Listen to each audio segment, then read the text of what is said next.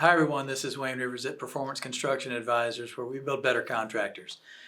This week, before we get into our vlog, two things. Boot Camp starts up in February of 26 in Dallas. So see our website, contact Charlotte, and get your folks enrolled. Second thing, our vlog on succession planning from a few weeks ago got some thoughtful emails, so let me share those with you. The first is from Don Woodruff from Woodruff Construction in Iowa. He had a great point. Succession planning begins with onboarding. Wow. I never thought about that. That's a great way to look at it. The transfer of knowledge and experience allows people to grow into more advanced roles. So succession planning, we're not just talking about somebody retires, some other person steps in. We're talking about knowledge transfer as well.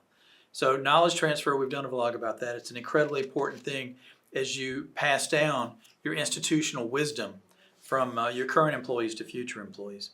We strongly believe in the Peter Principle, except everyone has limitations. We stress that it's not a person being succeeded, but rather skill sets. Some skill sets may be antiquated and best left behind, while others may not be present in the current individual. Change creates opportunities, another great point. You're spot on discussing the three-legged stool of what needs to be succeeded. Thanks to Don, very thoughtful. I was so impressed with that. And then another member from Iowa, Kent Pilcher from Estes, Wayne, well stated, succession isn't just about replacement. Another great point here. It's really about how does an organization identify, develop, and grow talent. Really wonderful comments from my friends from Iowa.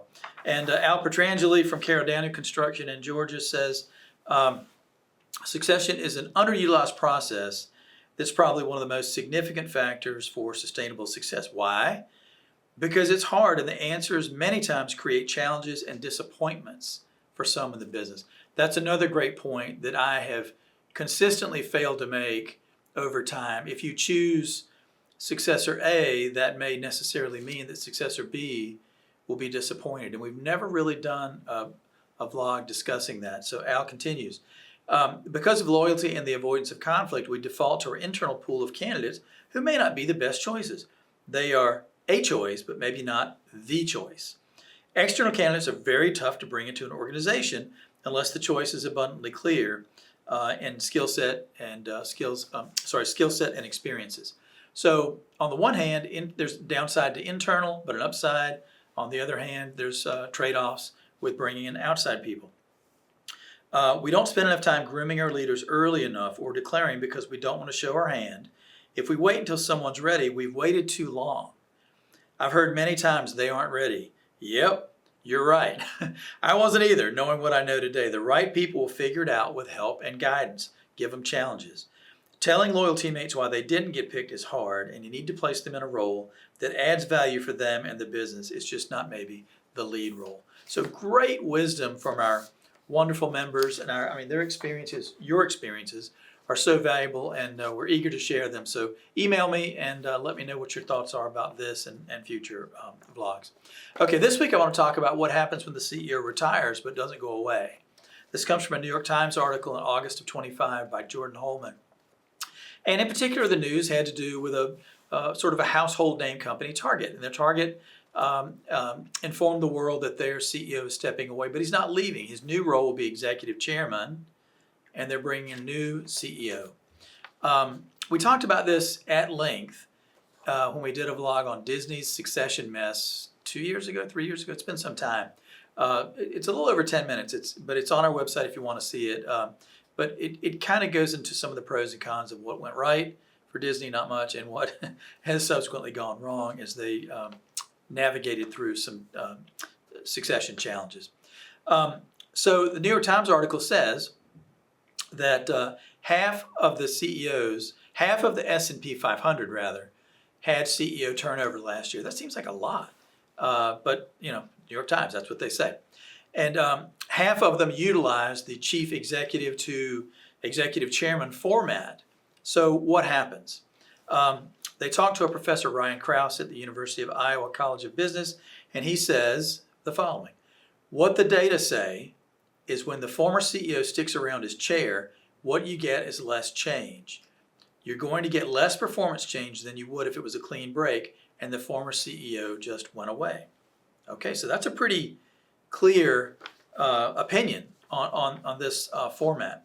The article says, without clear boundaries between the duties of the executive chair and the CEO, trouble could ensue.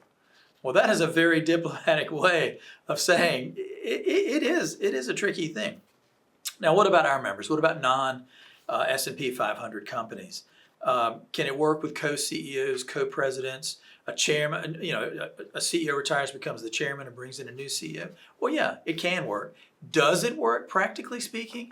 I'm going to say in our experience, it doesn't work all that well. We have at least one member I can think of where it works really well. But for most, it just doesn't work all that well because you need super clear boundaries and what we refer to as RRA, roles, responsibilities, and accountability. They have to be super clear, super defined. And if you do that well, you have a better chance of succeeding with the co-president or co-CEO kind of arrangement. Frankly, especially as it relates to family businesses, coming up with the co-president or co-CEO thing is a little bit of an abdication. It's almost like deciding not to decide. And we've seen, again, in family situations, that's the easier path, but not necessarily the better path.